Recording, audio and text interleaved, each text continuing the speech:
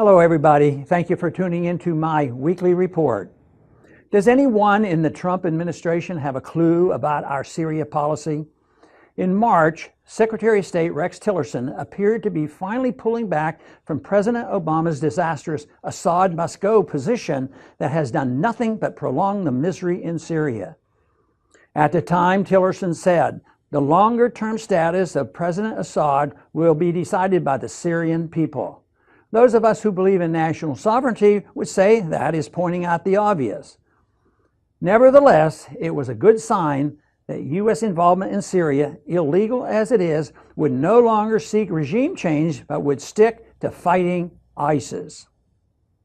Then out of the blue, this past week, Tillerson did another 180-degree policy turn, telling a UN audience in Geneva that the reign of the Assad family is coming to an end.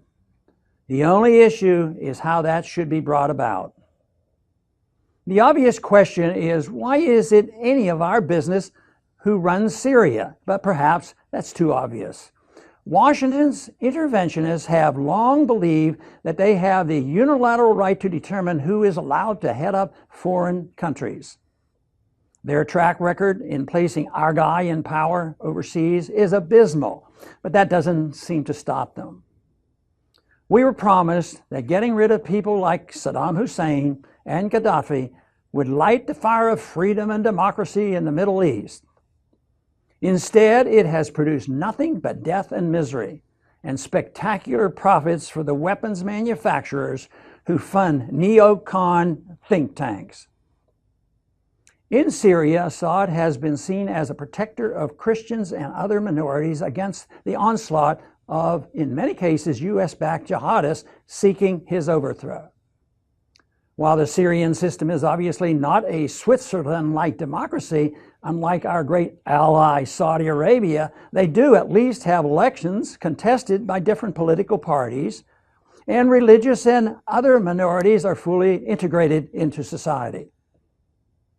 Why has the Trump administration shifted back to Assad must go?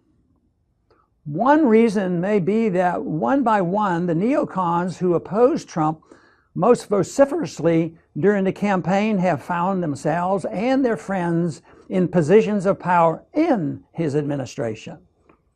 The neocons are great at winning while losing. The real story behind Washington's ongoing determination to overthrow the Syrian government is even more disturbing.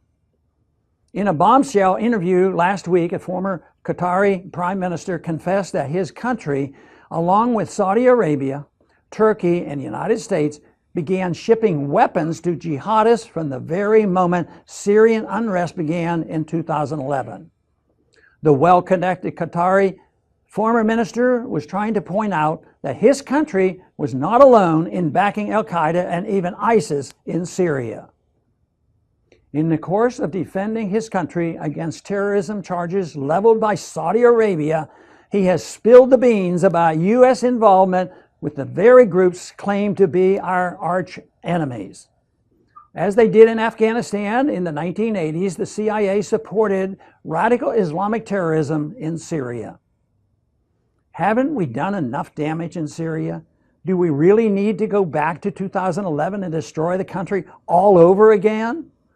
The neocons never admit a mistake and never change course, but I do not believe that the majority of Americans support their hijacking of President Trump's Syria policy.